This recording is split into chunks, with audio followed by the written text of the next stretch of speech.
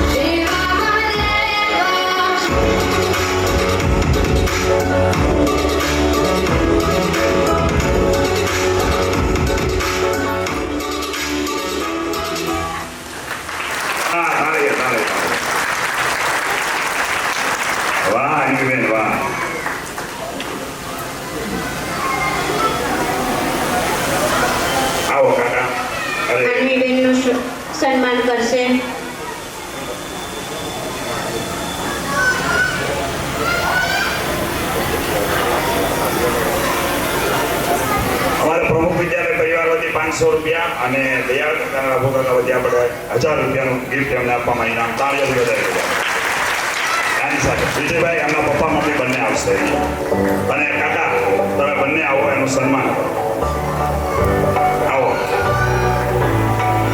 આવો વિજયભાઈ